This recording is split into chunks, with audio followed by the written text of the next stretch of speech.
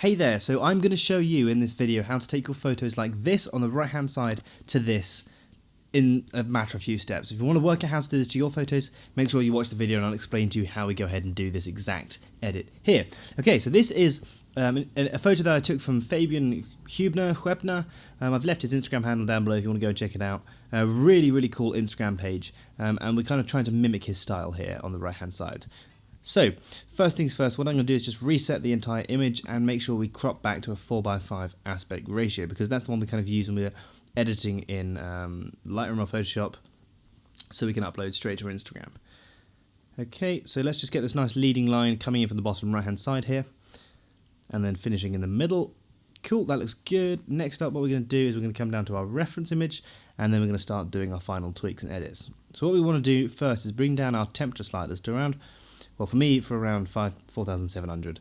For you, it might be different, but we want to correct for that greeny orange. And then we're going to whack down our exposure because we're way too overexposed at the moment, and we're going to kind of underexpose the image.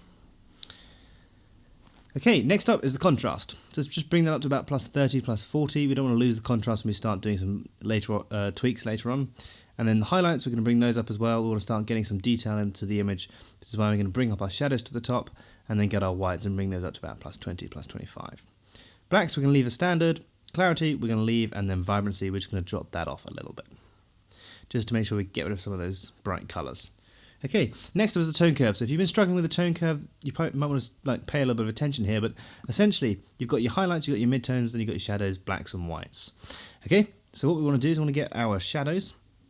We want to bring these down like this, get our blacks, fade them off, get our midtones, just drop them just below the line there, and then bring our shadows just onto the line, and then put another dot here just to kind of curve that line out a little bit more gradually. Okay, that's pretty much good, pretty much what we're kind of going for there. Got that nice fade in the image now. So the next thing we really want to go ahead and perfect is this nice orange and blue colour scheme that he's got going on. So this is fairly easy, not too many tweaks. So come down to your yellow, you want to bring that down to about -50, okay? Get your greens and whack those down to about -100. That's all we're going to be doing on the hue sliders.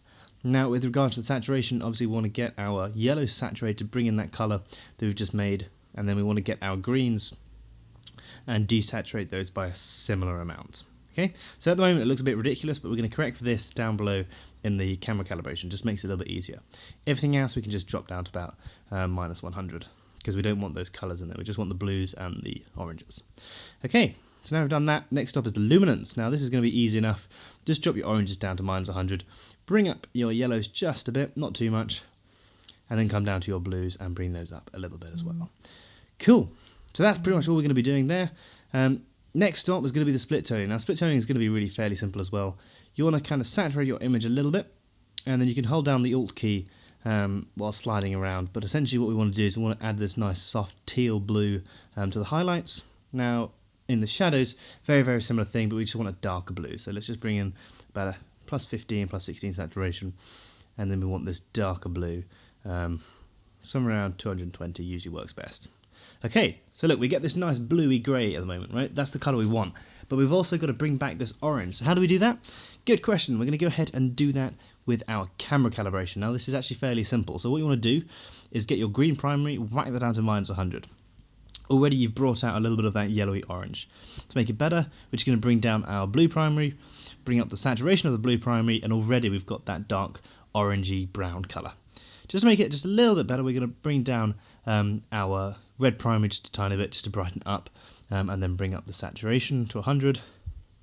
You can always play around with that and see whichever works best. And then let's bring down our green primary a little bit, just to make sure we bring back that colour, because we don't want it too bright. Okay, so there we go. Now you can see we've got that nice orange colour there. Now the image is pretty much done already, so let's just do a quick before and a quick after, and you can see how well we've kind of got this look. If anything, you can add in a bit more fade and all those different fun things. But what I'm going to do is do a little bit of a cheat, because this image here is really soft, and it's kind of achieved that sorry, excuse me, kind of achieved that with this nice shallow depth of field, which we don't have in our photo here. But what you can do to kind of cheat a little bit is add in a decent chunk of noise reduction, and that just helps soften off the image a little bit, and so does the fade. The fade helps with that as well.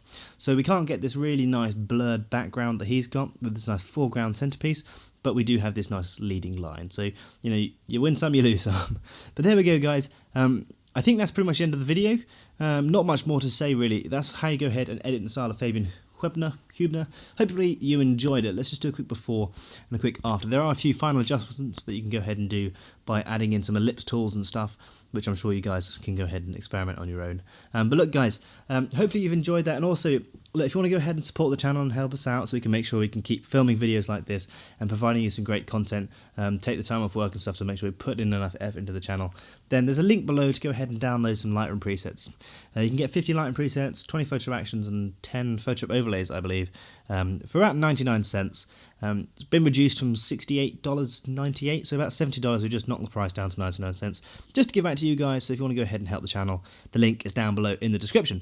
There we go guys, thanks so much for watching the video. I will see you guys in the next one.